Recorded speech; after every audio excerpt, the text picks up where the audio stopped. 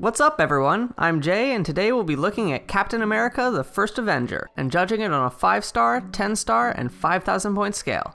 Let's get right into it. Captain America is an action-adventure superhero. Just call it a superhero movie. It's a superhero movie. Anyway, the basic ingredients are a little bit of backstory, a little bit of romance, lots of fighting, and a moral lesson about being a good person. We'll get back to that later. This movie was released in 2011 as the 5th movie in the Marvel Cinematic Universe. It's also the first Marvel movie chronologically, and it's based off of the Captain America comics. Following our basic list of ingredients set out prior, Captain America: The First Avenger follows Steve Rogers as he gets beat up a few times, is recruited into the army, gets buff, does a lot of fighting, gets the girl, kind of, and symbolically represents the American fighting spirit, apparently. Get in closer with the shield so I can punch them in the face! No offense, Steve, but I prefer a sniper rifle. Lots of great moments in here. What's not to like about a tall, buff guy running around a TV screen fighting people and looking great while doing it? And if you're not into that meaningless violence, then remember that this is an actual war that happened in history, and Captain America is just standing up to the bullies. And if you're not into historically accurate wars, they totally had disintegration laser rifles, you guys. So yeah, cool fights, relationship drama, laser guns. I can feel the righteousness surging. God bless America! Fun! Also, it's highly amusing to watch this awkward, kid-like person living in this giant body. I give 900 points for watch value.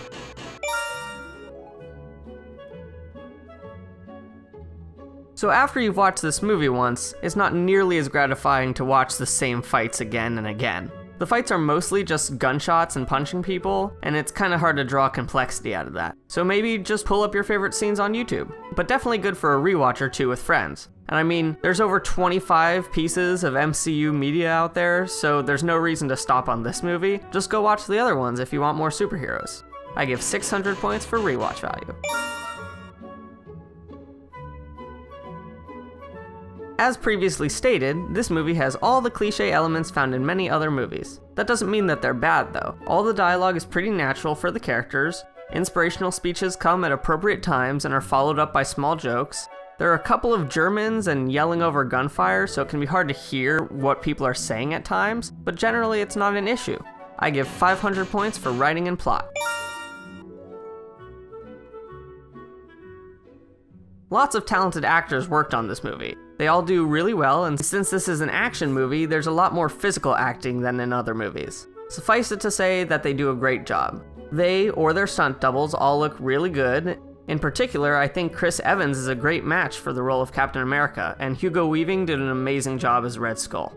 Gotta say though, I was kinda disappointed when he took his face off. I find normal-faced Red Skull a lot more menacing. I give 600 points for acting and voice.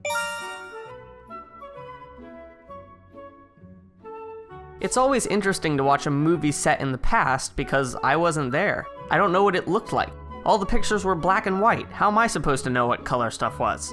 With my limited knowledge of past fashion in mind, I would say that this movie does a good job. All the colors look vibrant without looking so bright that they look like modern manufacturing. The streets and buildings looked old and weathered properly. The old cars definitely add to the ambiance. I wouldn't be surprised if they changed some of the outfits a little bit to engage modern audiences, but it's not so much that it breaks believability. I give 700 points for effects and set. Now for the final scores. We've got 3.3 out of 5, 6.6 out of 10, and 3,300 points. Among the many funny quips and one-liners in this movie, my favorite scene is this one. How'd you feel? Taller. You look taller. The people I was watching this with were all cracking up. That's some good acting. Or maybe it wasn't acting. Who knows? Anyway, I want to point out an interesting point I noticed in this movie.